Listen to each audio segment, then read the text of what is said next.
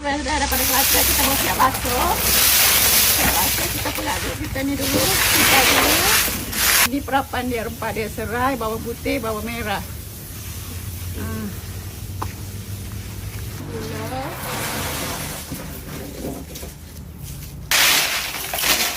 Gaulah kita bagi sebati. Kita perapan kita ni.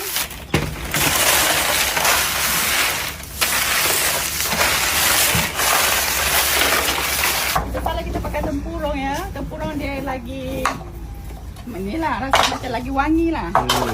Kalau kita pakai kayu macam tak wangi.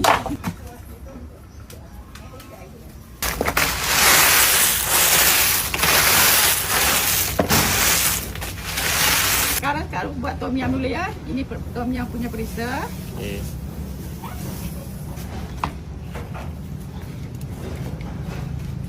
Kalau tom yum dia ada masam-masam sikit lah.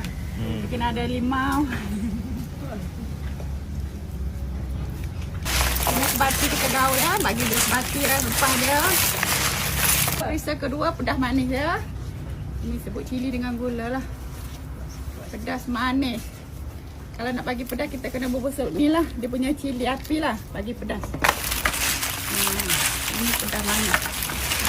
Perisa ketiga ya, perisa ketiga ni paprika. Paprika.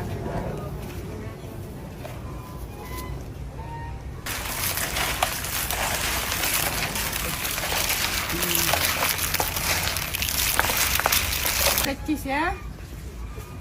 Cheese. Okey, boleh. Ni ramai peminat lah. Budak-budak suka kan. Original. Original ni kita tak ada apa lah sebab dia punya original kan dia rasa masin-masin dia sikit. Ini pun ramai orang suka juga. Dah sekali kita ni lah. Setiap kita perak apa semua kita masuk dalam kerja nak pergi ni aja lah. Hari ni kapal kita pakai nilai ya. Bandar Baru Sungai Buloh je Kaltek Bandar Baru Sungai Buloh. Ini perisa tom yum. Biasa paling banyak kita ada 5 perisa ya. Ini perisa original perisa. Original perisa. Satu bungkus berapa? Satu bungkus ini RM6. Ini pedas manis. Pedas manis pun sama juga harga RM6 juga. Okey. RM6 juga ya satu bungkus ni. Perisa tom yum. Ini etok fresh ya daripada Kelantan baru sampai isi siap salai baru siap salai. Ini tom yum punya berai. Tu tengok kalau basah macam ni fresh lah. Okey. Kita letak ni.